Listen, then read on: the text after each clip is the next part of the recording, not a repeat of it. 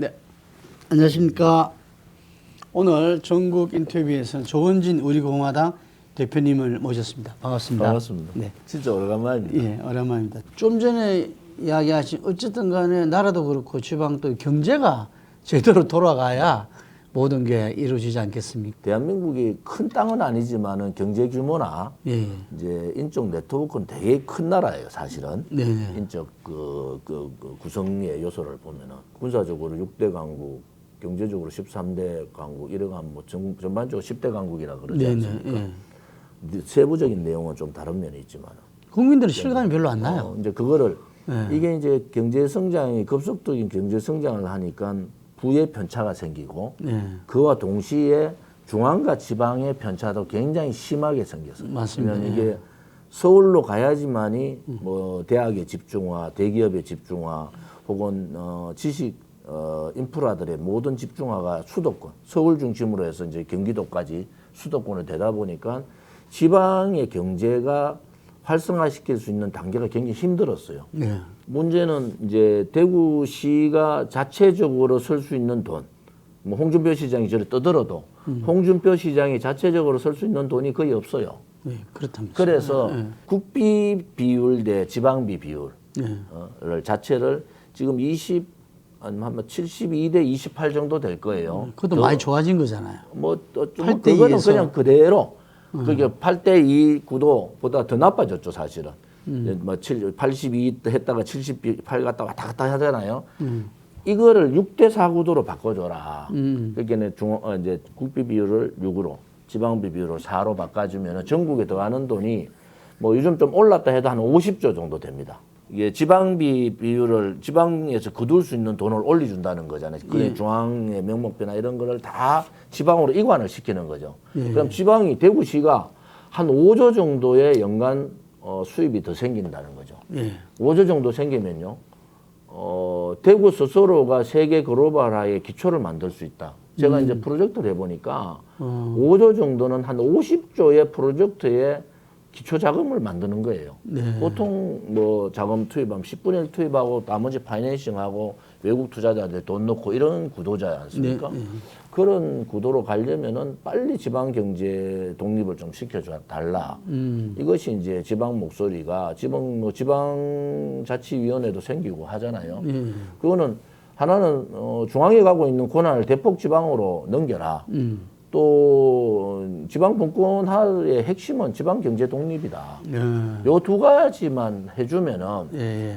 지방자치단체장이 놀 시간이 없는 거예요. 뭐 토요일 돼가지고 뭐 내 자유 개인 시간이라고 홍준표 시장 비왔는데 골프 치고 이런 짓을 못 해요. 왜 못 하느냐? 뭐 너무 바쁘잖아요. 글로벌할 도시 대구를 소위 말하는 세계의 대구로 만들어야 된다. 그래 하려면 첫째는 돈이 없어서 못하고 권한이 없어서 못하는데 제가 말하는 권한과 돈을 중앙정부가 빨리 지방에 이관을 좀 시켜줘라. 그러면은 지방자치단체장의 능력에 따라서 완전히 바뀝니다. 이게요. 지금은 같이 출발하잖아요. 그런데 지방자치단체장의 인식, 경제적인 관점, 또 이 돈을 어떻게 벌어서 대구를 어떻게 미래 그림을 그릴 거냐. 뭐 옛날에 뭐 그 대구가 뭐 저 뭐죠? 자동차 부품 뭐 이런 뭐 부산은 신발 아직도 거기에 젖어 있잖아요. 맨날 얘기하는 거야. 대구의 제일 큰 기업은 대구은행이다. 대구 사람들 다 제대로 가려면 서울 가야 된다. 저도 정치했지만 책임이 크잖아요. 근데 국회의원이 할 수 있는 건 한계가 있어요. 이제는 중앙정부가 지방정부의 권한도 대폭 이양하고 그래 돼가지고 만약에 이게 경제적으로 지방과 중앙정부의 비율이 비슷해지면은 그때는 우리가 내각제의 형태를 볼 수가 있어요. 왜 그 정도 수준이 올라온다는 거예요. 지금은 이번 총선에 이번에 만약에 윤석열 정부가 지면은 저는 이원집정부제로 바로 갈 것 같다. 거기에 대한 고민을 별로 안 하시는 것 같아. 윤 정부가. 그 이원집정부에 간다는 거 권력을 나눠먹는 거잖아요. 그렇게 해가지고 이번에 1년, 2년간은 여소야대에서 뭐 그래도 목소리 내가면서 이제 대통령 권한이 있을 때 뭐 초기 1년, 2년은 힘있게 막 칼도 휘두르고 하는데 3년차 더 갔는데 여소야대다? 그럼 윤석열 대통령이 할 게 하나도 없어요. 그 헌법학자인 성낙인 전 서울대 총장이 한국일보 인터뷰에서 지금 똑같은 이야기를 했어요. 그러니까 총선 지나서 지면은 이건 여소야대가 계속되면은 저는 그거는 뭐 예. 옛날에 김종인 예. 영감님이 예, 연립정부 갈 수밖에 없. 뭐 국민의힘발 이혼 집정부제 얘기한 거잖아요. 예, 예. 그래서 저는 뭐 대강 보여요, 사실은. 아, 너가 만약에 지면은 그 다음 대책을 있느냐? 없죠. 그러니까 크립을 되게 세게 지는 거야. 윤석열 대통령이. 그래서 지는 한이 있어도 공천에 개입을 할 수밖에 없다. 왜? 공천 개입을 안 하고 만약에 이기면은 괜찮은데 지면은 윤석열 대통령 거의 없어져 버려요. 그러니까 대통령 3년 동안 바보같이 없어지는 대통령은 전 세계에 없습니다. 그러니까 권력 구조를 바꿀 수밖에 없어요. 그것이 순리라니까. 그냥 뭐 하고 싶어 하는 게 아니라 그래 할 수밖에 없는 구조. 어쨌든 연립정부가 되면은 국회의원이 한 사람 한 사람 중요하게 되니까. 이제 이혼 집정부제를 하게 되면은 예. 이혼 집정부제 할 때 군말 없이 따라와야 되는 세력이 있어야 되잖아요. 그러니까 대통령 뜻대로 따르겠다는 세력이 있어야 돼. 예. 그런데 국회의원은요, 공천 줄 때 고개 숙이다가 국회의원 되고 난 다음에는 고개 별로 안 숙여요.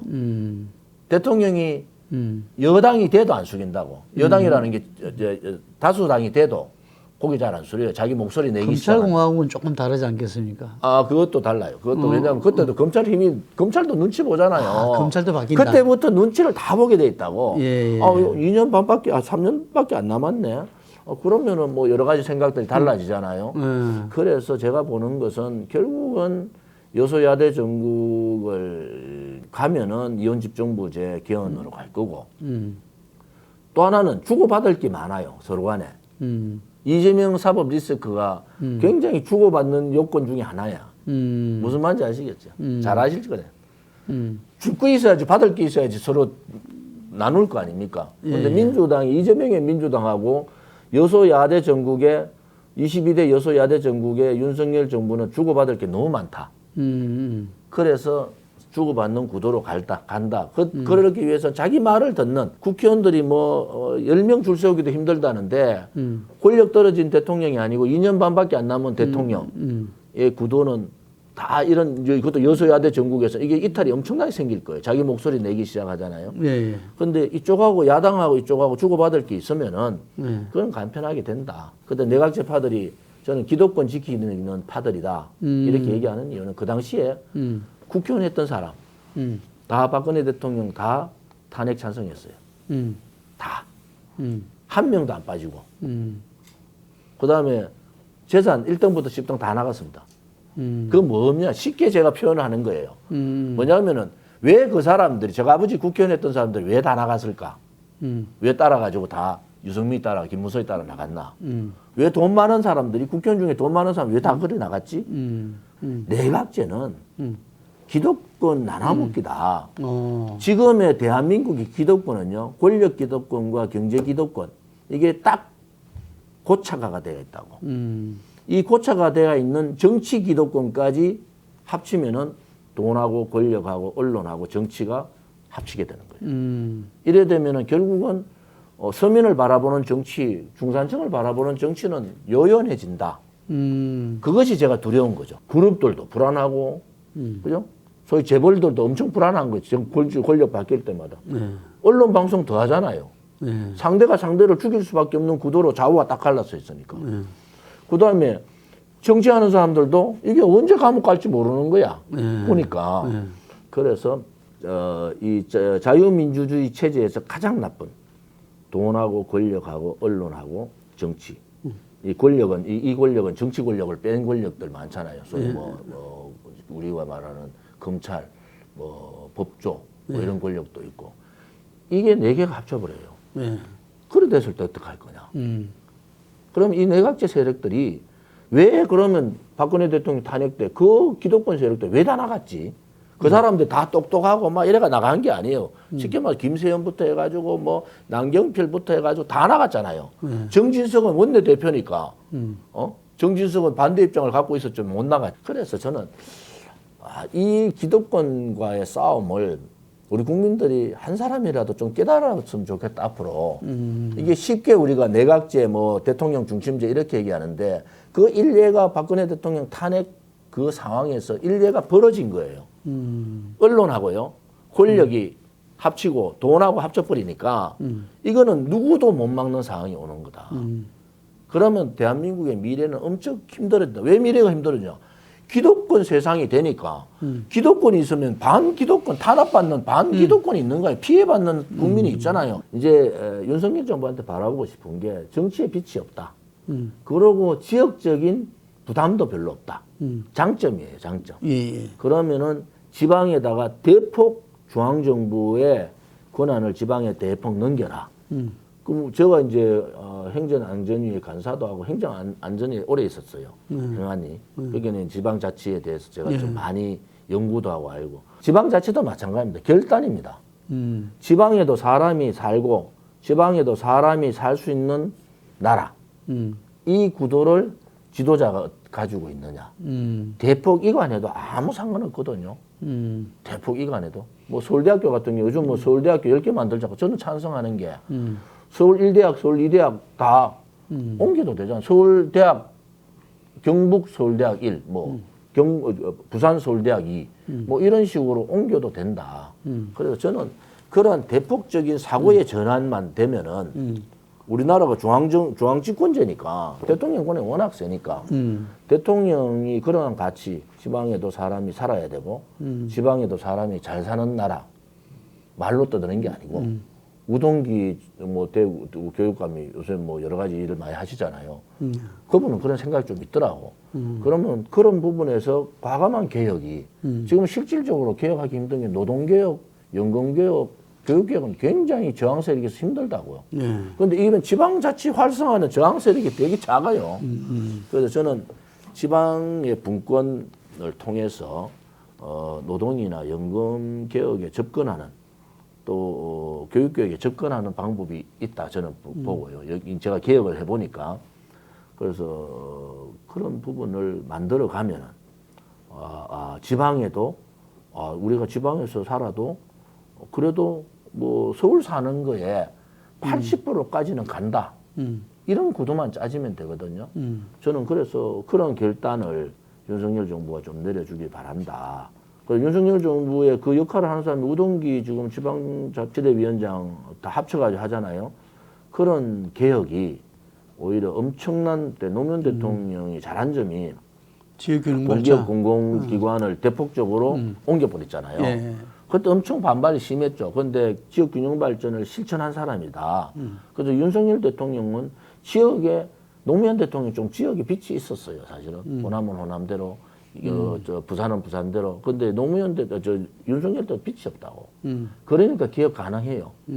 이 말을 좀 들어서 그 우동기 교육 위원장한테 뭐 그것은 저는 중앙정부의 권한을 빨리 내려놓는 건 중앙정부가 결단하면 되고. 예산 부분은 지금 한 50조를 지방을 해줘도 괜찮다고 보는 사람이에요. 저는 지금 우리 캐파로 봐서는. 그래서 그렇게만 하면은 이제 지방자치단체장을 정치 오래 했고 뭐 알려진 인물이 아니고 그림을 그릴 줄 아는 사람 있죠. 프로젝트를 그릴 줄 아는 사람. 그 프로젝트를 그려서 국민들의 삶을 어떻게 올릴 수 있는가. 수입을 창출할 수 있는 그러한 지자체. 옛날에 한때 나왔던 CEO 단체장이 필요하네. CEO 단체보다 지금 이게 큰 CEO 단체가 하는 것은 돈만 얘기하잖아요. 이건 가치가 같이 들어와야 된다. 돈과 가치가 같이 들어오는 지방시대. 저는 그것이 빨리 이루어져야 된다. 그래서 지방에도 국민들이 서울 올라오지 않아도 지방에도 일거리를 만들면 안 올라오잖아요. 누가 올라옵니까? 여기 땅 집값도 비싸고 저도 뭐 전세값 못 얻어가지고 월세 살고 있는데. 윤석열 정부가 총선의 최고의 어떤 정책이 되겠는데 보니까 그걸 지방시대에 그걸 이거 잘못 가르쳐 준 것 같은데. 그러니까 이게 지방시대에 선언을 하는 순간에요. 돈하고 그다음에 지금 규제를 같이 풀어주면 그렇게 어렵지 않은 거예요. 지금 3대 개혁보다도 지방 분권 개혁이 오히려 국민의 한 2,500만 국민들한테는 엄청난 활력소가 되는 거죠. 수도권도 영향을 미치죠. 수도권이 한 70%가 다 지방에. 삶의 질이 올라가지. 예. 수도권이 이제 수도권에 있으면서 수도권만 있으면은 뭐 서울에 사람 다 잘 쓰는 게 아니고 직장 없는 청년들이 엄청 많잖아요. 일거리를 만들어주고 먹을거리를 만들어주면 수도권이 역으로 지방을 가게 돼 있단 말이에요. 대학도 좋은 대학이 만들어지고 하면 그러면 일자리에 있는데 사람이 있고 사람이 있는데 삶의 가치가 있는 거잖아요. 그렇게 만들어 주면은 저는 오히려 수도권 집중 현상도 막으면서 전반적인 대한민국의 전반적인 생각, 삶의 질이 달라진다. 박근혜 대통령이 이야기했던 국민 행복 시대.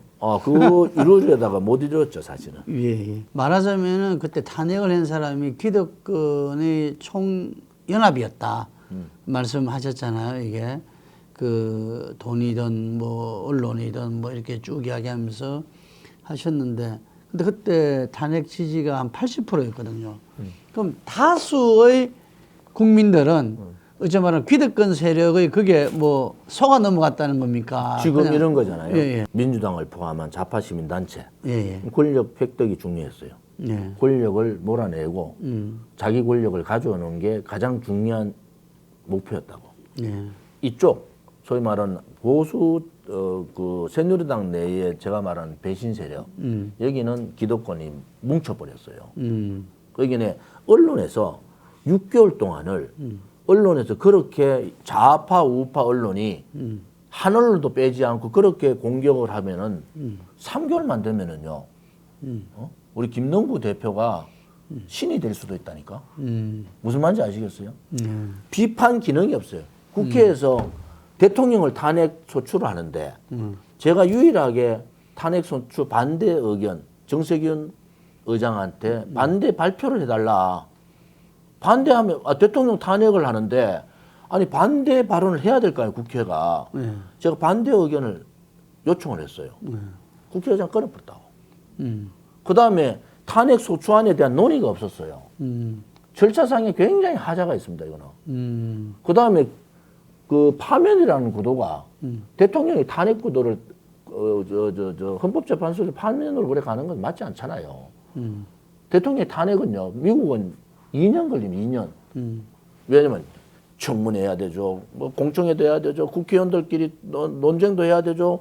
그걸 가지고 법조인들이 다 모여가지고 논의를 하잖아요. 이게 몇 개월 만에 갑자기 넘어간 거 아닙니까? 그래서 절차상의 법적 하자가 있다. 저는 그래 보고요. 그 다음에 45년 구형을 받았어요. 아닙니까? 특검. 박영수 특검이잖아. 그렇죠. 도둑놈 아니에요. 도둑놈. 탄핵 그 와중에도 돈 받고 그 전에 돈 받아먹고 뭐 난리 났잖아요. 50억 클럽이라고 하고 난리잖아요. 그 다음에 지금 현직 대통령 특검 팀장이잖아. 그 다음에 누구 전부 법무장 한동훈 법무부 장관 특검 이원석 검찰총장 특검 그 사람들이 뭐라 했어요? 묵시적 청탁까지 들고 났다고. 제3자 경제공동체 그 다음에 묵시적 청탁까지 들고 나왔어요. 그게 말이 안 된다는 얘기예요. 삼성이 묵시적 청탁 삼성의 그 당시에 딱 내용은 안종범 수석 이재용 회장 박근혜 대통령 세 사람이 앉아서 이재용 회장이 봉투 하나 주면서 이런 여러 가지 사항 그 승계하고 전혀 문제가 있는 게 아니에요. 아무런 그게 없다고. 그런데 눈으로 얘기했다는 거야. 그게 무시적 청탁이에요. 대한민국이 그렇게 허술한 법 체계가 있을 수 있느냐는 거예요. 결국 어떻게 됐어요? 결국 다 무죄로 다 나오잖아요. 그래서 저는 그러한 한 시대에 우리가 역사적으로 따지면은 이것은 굉장히 대한민국의 헌법적 가치를 무너뜨렸고 법의 절차성도 무너졌다. 그런데 결국은 어떻게 됐든 거기에서 특검했던 박영수는 뭐 국감옥 갈 것 같은데 나머지 윤석열 대통령이나 한동훈 법무부 장관이나 이원석 검찰총장은 그 라인에 있었잖아요. 그 윤석열 대통령이 여러 가지 미안한 마음이 딱 하는 저는 이해를 좀 해요. 미안할 겁니다, 사실은. 미안할 거예요. 윤석열 정부 어쨌든 저는 짝퉁 우파라 부르잖아요. 짝퉁 보수, 아류 보수다. 저는 그래 보는 사람인데 갑자기 보수가 돼버렸어요. 그러니까 이게 뭐 왔다 갔다 하는 거예요, 정책도. 그래서 그럼 아류 보수 대통령으로서 뭐 저는 바라는 좀 성공했으면 좋겠다. 아류든 본류든 그게 본류가 워낙 못하니까 아류가 나와서 본류를 장악해버린 거 아닙니까? 그것은 본류의 잘못이지. 우리도 잘못이 크다 이래 보지. 근데 지금으로 봐서는 그때 그래도 내각제 안 가는 거는 천만 다행이다. 내각제 안 가서. 그래서 이번에 총선구도 끝나고 이원집정부제로 막 들어가기 시작하면은 국민들이 일어나야 된다. 이것은 우리가 초창기에 내각제의 개념하고 전혀 다른다. 왜냐하면 지금은 한국은 빈익빈 부익부 권력도 나눠져 있어요. 권력 기득권청 권력을 지배받는 청. 이렇게 제가 이분법으로 봐서 그래 그 중간청도 있어요. 그런데 이런 구도에서 내각제가 들어오면은 돈하고 권력하고 정치하고 언론이 합쳐버립니다. 합치면 어떤 결과가 돼요? 마르고 닳도록 기득권 세상이 되는 겁니다. 우리 같이 돈도 없고 뭐 제가 국회의원에서 권력이 있을 줄 알면 권력도 별로 없잖아요. 그런 사람들은 힘들어진다. 그래서 그것은 막아야 되겠다. 저는 그래서 탄핵이 기득권을 바라는 소위 그 내각제를 바라는 기득권 세력들의 특히 보수 이제 제 표현은 배신자들은 그것이 대단히 강했다. 공교롭게도 돈 많은 순서대로 자기 아버지 국회의원 사람들이 왜 다 나갔을까? 그것은 우리한테 무엇을 증명해주고 있는가? 라는 부분을 저는 그 탄핵에 반대하는 세력의 상징이 태극기 세력이었습니다. 근데 지금 우리 주장하시는 부분들이 태극기 세력들에서는 어느 정도 그것을 공유하고 있습니까? 태극기 쪽은 거의 공유하죠. 그런데 뭐 정광훈 목사 쪽은 저희들하고는 전혀 다른 그건 종교단체잖아요. 네. 저보고도 정광훈 목사하고 같이 하죠. 저거 절대 안 된다. 왜? 역사가 증명하듯이 종교가 정치에 개입하면은 정치는 현실주의고 종교는 기적 신비주의인데 정치에 개입하면 극단으로 갈 수밖에 없다. 말도 강도를 계속 더 높일 수밖에 없고 제가 국회의원을 안 했으면은 모르지만은 국회의원을 했고 정치를 나름 오래 한 사람이라서 정광훈 목사 쪽하고 우리는 완전히 다르잖아요. 그럼 정광훈 목사는 빼고 나머지는 거의 지금 제가 얘기하는 부분에서는 거의 동률 이제 부분에 있어서는 조금 다른 얘기가 큰 그 생각은 거의 같다 이래 보는 거죠. 그러니까는 어쨌든 간에 그 기득권 세력의 연합되는 그런 정치 체제는 반대네요. 하면 안 되죠. 국민을 위해서도 그렇고 미래를 위해서도 하면 안 됩니다. 그 지금 우리 정치의 가장 큰 문제가 금방 말씀하신 어쨌든 진영 대결로 쫙 나눠지는 거잖아요. 지역 계층 진영. 그런데 더 중요한 것은 뭐 지역 대결은 우리가 고착화가 됐다.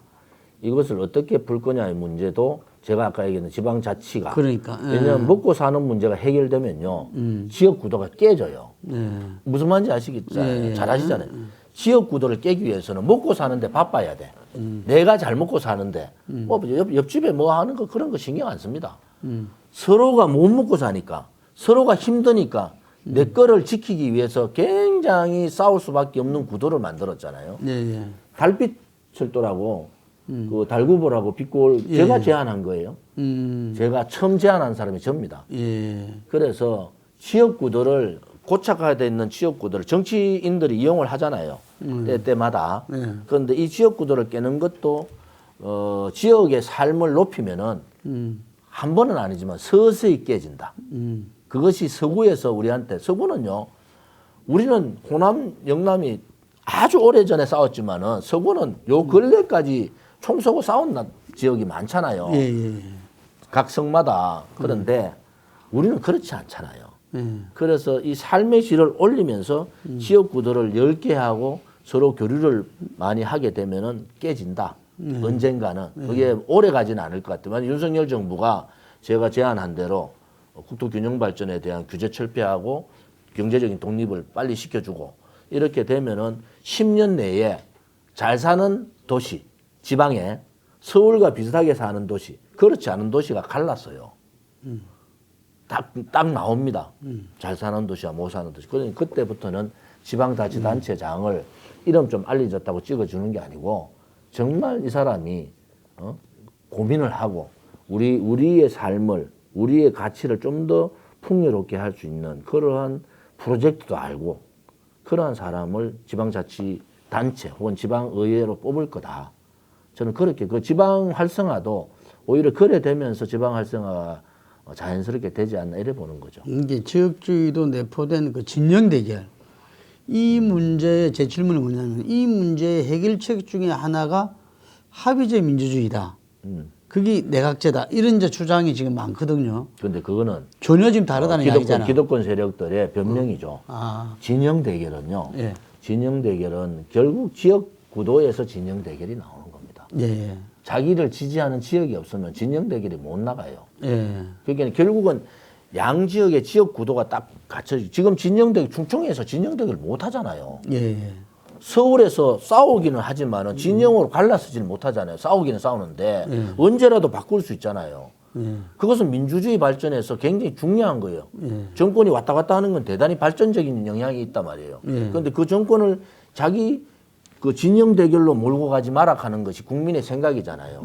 우리 국민이 20년 제가 진짜 세계화 글로벌화를 자꾸 얘기하는 거 20년 전의 국민하고 전혀 다른 국민이 돼 있어요. 지금 2030 세대, 40까지는 전혀 다른 생각을 갖고 있잖아요. 이것을 정치가 못 껴안는 거야. 이미 이 사람들은 저 앞에 가 있는데 우리보다 이제 20년 전에 사고에 젖어 있는 정치 권력, 지역 진영 권리, 그다음에 진영 대결 세력, 지역 이제 구도 세력들이 이건 2030 4대 40의 저 앞에 있는 특히 MZ 세대들이 저 앞에 20년 우리보다 앞에 있는 세력들을 못 껴안고 있는 이유가 그런 부분이에요. 우리가 자꾸 준비 안 된 대통령이라고 윤석열 대통령 준비 안 됐지. 그 준비 안 된 대통령 그 당시에 뭐라 그랬습니까? 최선 차선 아니야. 보수권에서 다 그랬어요.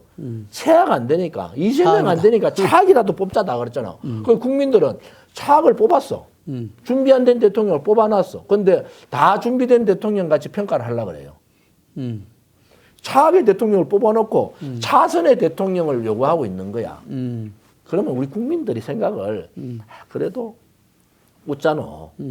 이재명보다 윤석열이 안 난다. 맞죠.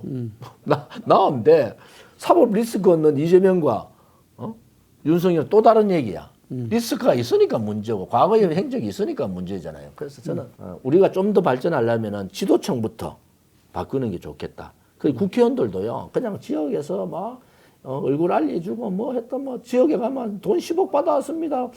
아니 지금 뭐 나라가 난리 나가지고 폭우로 지금 난리인데 어디 갔더니 뭐 10억 받았다고 지자랑 쫙 현수막 붙여놨더라고. 골빈 사람들이다 저는. 저도 국회의원 해봤잖아요. 정말 국회의원 좀 잘 뽑고 단체장 잘 뽑고 기초부터 그리고 대통령 잘 뽑으면은 저는 잠재력 우리 국민의 잠재력은 충분하다. 왜 그동안 훈련을 많이 해왔어요. 그리고 지금 제가 잠깐 잊고 있었는데 대통령 선거에 2번이나 이렇게 포스터 붙이고 나오셨잖아요. 네. 그러니까 말씀하시기에 국가 전체를 보고 늘 이야기하시는 아니, 제가 대통령 선거 나온 것은 그때 박근혜 대통령이 사면대가 오셨죠. 예. 그래서 편지를 좀 보내달라 해서 제가 편지를 써서 보내드렸고 제가 그때 후원금 25억 6천이 거쳤어요. 예. 근데 선거 치르면은 그 한 달 반, 한 90일 전에 그 계약을 합니다.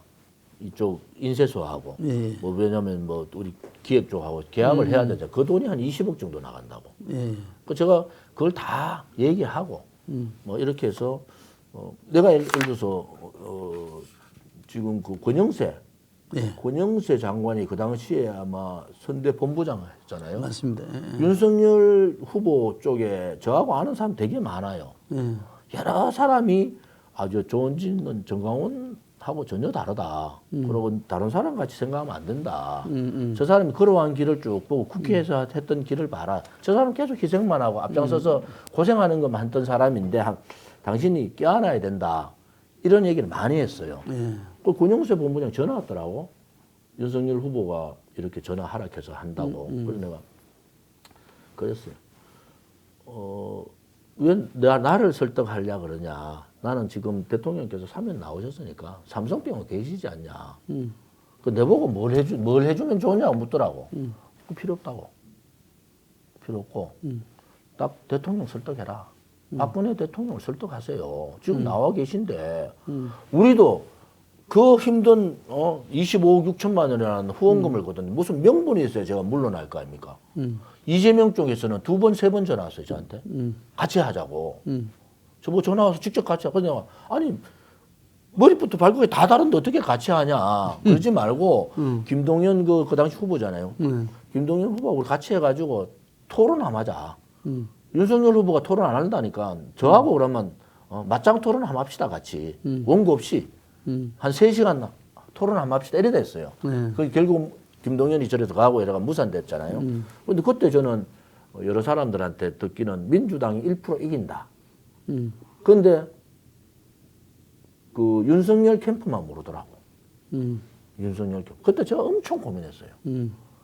이게 만약에 지금 제가 걱정했던 것은 제가 계속 있으면은 윤석열 후보가 떨어지고 이재명 후보가 되는데 저는 그거는 원치 않거든요.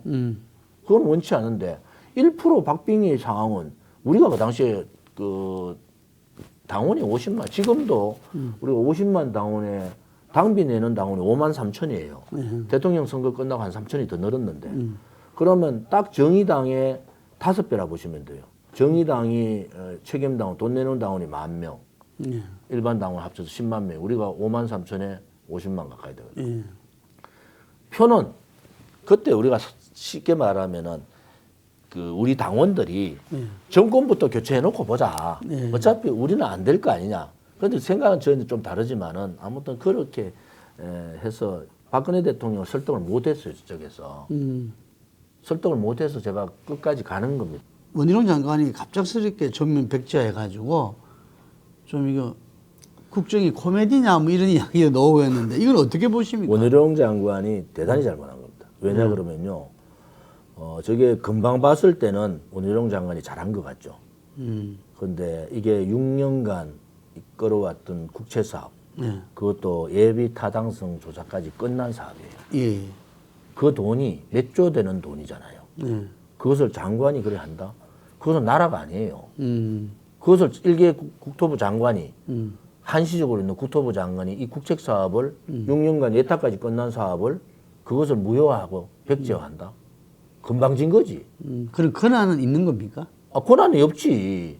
권한이 없으니까 저러고 있는 거예요. 그래서 제가 볼 때는 처음에는 사람들이 뭐 바깥에서 그 김건희 여사 땅하고 걸려되면 또 총선 어려우니까 누굽니까 심평 변호사 같은 사람의 절묘히 한수했다. 한수가 하책 중에 하책을 썼다. 이게요. 그냥 가짜 뉴스가 나오고 정군수 땅도 나오고 거기에 김부겸 총리 땅도 나오고 그다음에 비서실장 노영민 비서실장 땅도 나오고 이런저런 여야당이 막 나올 거예요. 왜냐하면 양평이라는데 그런 데잖아요.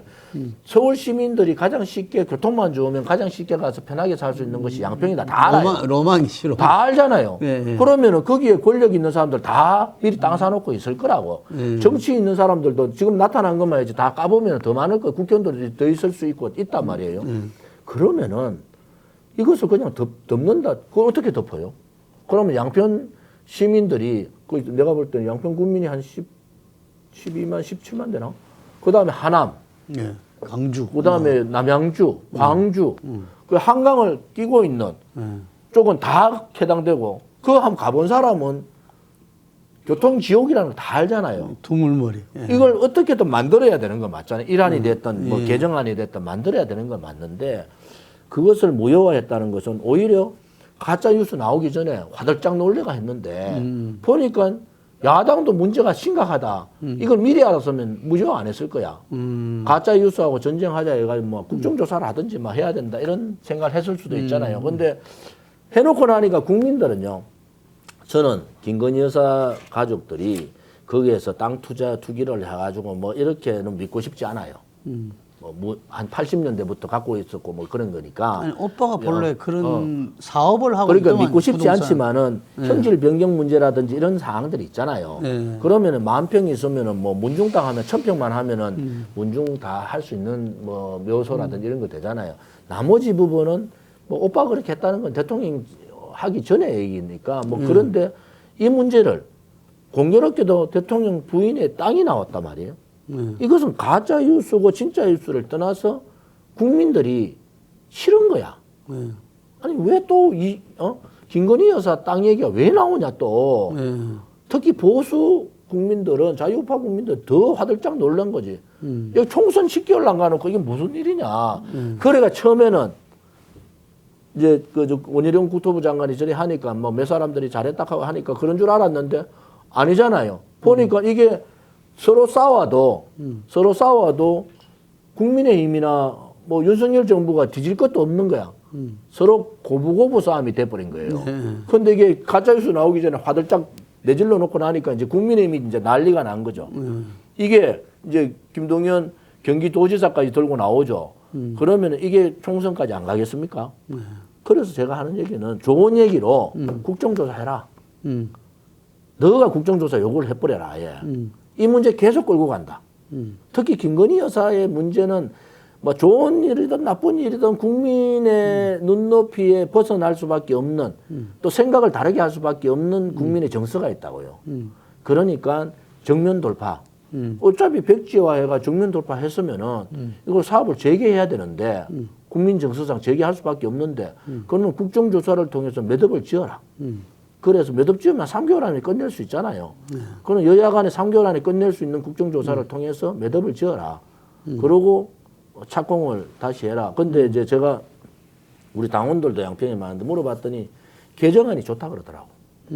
양평 대부분의 양평 주민들의 생각은 개정안이 조금 낫다.